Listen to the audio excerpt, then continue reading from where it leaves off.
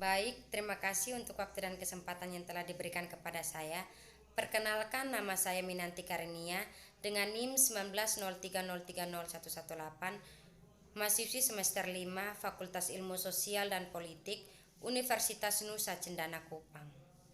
Kali ini saya akan membahas tugas ketiga saya mengenai perubahan sosial budaya dengan tema perburuhan dan politik di Indonesia.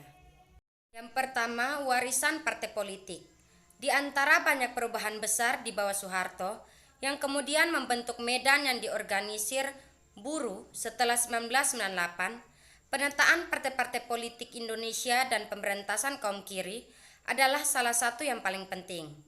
Rezim Soeharto berkuasa setelah upaya kudeta yang digagalkan pada tahun 1965, yang oleh Soeharto dan sekutunya dituduhkan kepada Partai Komunis Indonesia. Kudeta yang gagal ini pada gilirannya digunakan sebagai dalih oleh kekuasaan sosial militer dan konservatif untuk melakukan pemberantasan sistematis kaum kiri. Mereka membunuh ratusan ribu tersangka anggota dan simpatisan PKI dan menahan ratusan ribu lainnya. Hampir dalam semalam, rezim tersebut melenyapkan salah satu partai komunis terbesar di dunia.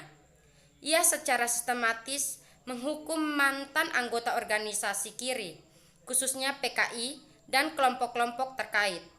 Upaya pertama untuk membangun kendaraan politik bagi kelas pekerja dimulai pada tahun 1994, ketika aktivis mahasiswi mendirikan apa yang mereka harapkan akan menjadi partai pelopor. Berikut korporatisme eksklusif. Setelah memberantas era Soekarno yang paling kuat di Indonesia, SOBSI yang terkait dengan komunis. Sistem korporatisme eksklusif Indonesia mulai terbentuk pada tahun 1973 ketika mereka mengkonsolidasikan serikat-serikat non-komunis yang bertahan hidup ke dalam sebuah federasi yang dikendalikan oleh negara. Federasi Serikat Pekerja Seluruh Indonesia, Federasi Organisasi Buruh Seluruh Indonesia, SPSI. Pada tahun 1985, organisasi ini secara de facto diberikan monopoli pengorganisasian di sektor swasta dan menggagalkan upaya untuk membentuk serikat pekerja independen. Berikut konsekuensi dari warisan otoritarian untuk politik jalanan setelah transisi ke demokrasi. Sebagai konsekuensi dari korporatisme eksklusif, serikat pekerja merupakan sekutu organisasi yang lemah di tempat kerja dan tradisi tawar-menawar kolektif dan institusi kurang berkembang. Sebuah survei terhadap perusahaan yang dilakukan di wilayah metropolitan Jakarta pada akhir 2001 menemukan bahwa di antara 47 perusahaan skala besar yang disurvei, 42 pabrik, 4 hotel dan 1 perusahaan pertambangan, 39 memiliki serikat pekerja, tetapi hanya 27 yang memiliki perjanjian kerja bersama.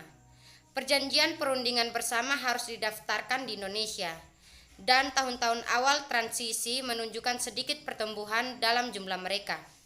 Selain itu, banyak dari perjanjian yang didaftarkan pada pihak berwenang sebenarnya merupakan peraturan perusahaan yang dirumuskan oleh manajemen. Berikut peluang politik baru. Dua perkembangan besar digabungkan untuk menciptakan peluang politik baru bagi serikat pekerja di tingkat lokal.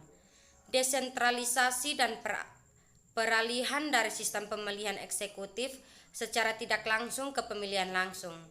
Setelah jatuhnya Soeharto, Indonesia tidak hanya mendemokratisasi tetapi juga mengalami desentralisasi pemerintahan yang dramatis. Semakin banyak fungsi pemerintah yang didalihkan ke tingkat kabupaten atau kota dan provinsi, dan pemerintah daerah terpilih mengambil lebih banyak tanggung jawab. Pergeseran penting kedua adalah dari sistem pemilihan langsung tidak hanya presiden tetapi juga eksekutif di tingkat provinsi dan kabupaten atau kota.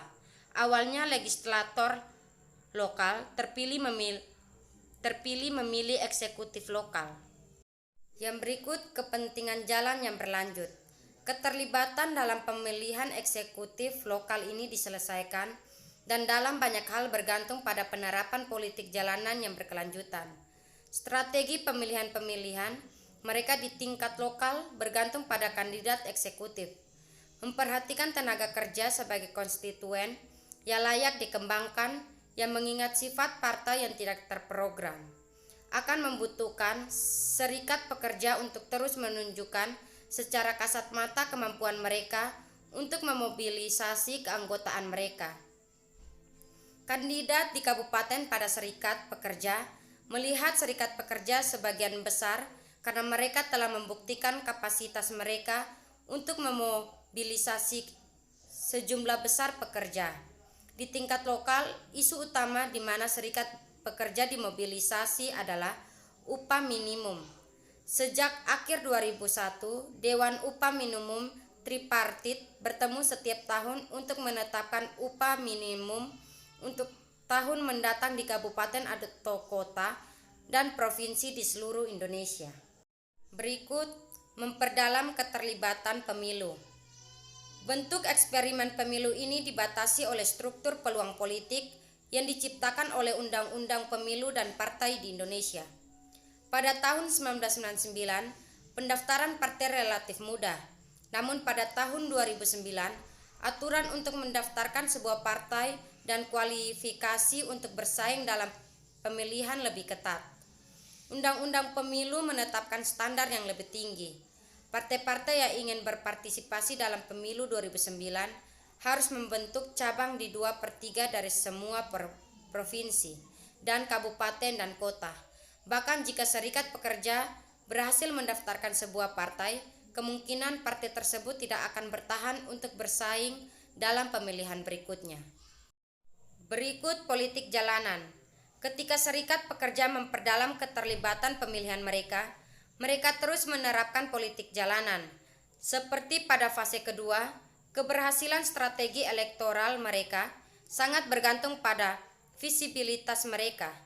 Melepaskan sejumlah besar pekerja di kantor wali kota dan bupati di ibu kota provinsi. Dan di Jakarta, sangat penting untuk menunjukkan potensi mereka untuk memobilisasi suara pada suatu hari pemilihan. Dan untuk meminta pertanggungjawaban politisi untuk memenuhi janji mereka. Fase juga terus menonjol dalam fase ketiga ini. Di tingkat lokal, mobilisasi jalanan masih diperlukan selama negosiasi upah minimum, khususnya pada tahun-tahun non-pemilu, ketika petahana mungkin lebih menolak menyetujui kenaikan upah yang besar.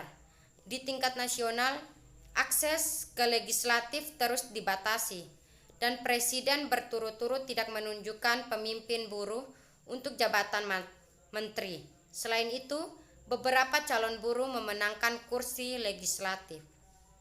Yang berikut menargetkan eksekutif.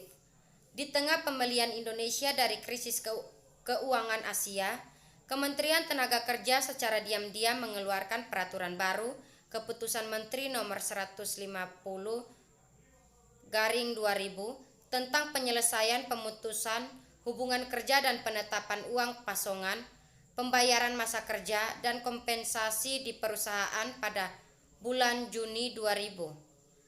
Lebih dikenal sebagai KEP 150 atau lebih dikenal sebagai keputusan yang tidak pernah diizinkan untuk kasus-kasus populer dan lebih dikenal sebagai KEP 150. Serikat pekerja karena memberikan pekerja yang diberhentikan dengan kompensasi yang lebih baik. Tetapi pada saat yang sama, memprovokasi majikan mereka, banyak diantaranya masih belum pulih dari krisis. Baik, yang terakhir menargetkan legislatif.